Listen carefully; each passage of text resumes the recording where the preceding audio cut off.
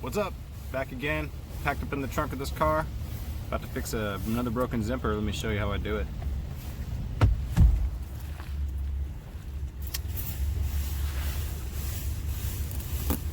It's the Toyota 4Runner. That is done.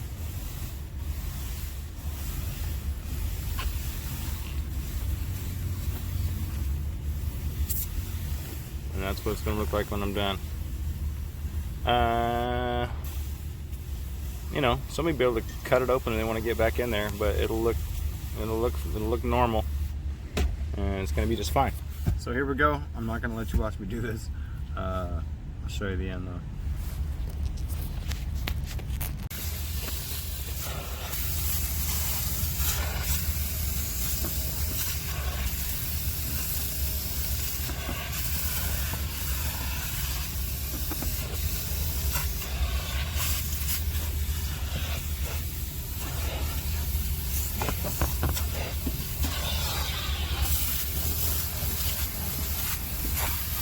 What?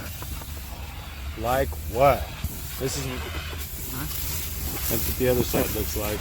Not much different.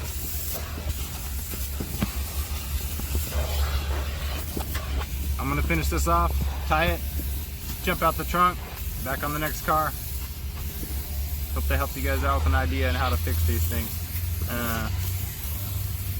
You know, it doesn't necessarily need to be replaced. The reason I replaced the zipper on the F-150 in my previous video is because the dealership, the Ford dealer in service, had damaged that zipper. And so they wanted me to replace it the right way. Alright, see you back again. Hit the like, subscribe, talk to you later.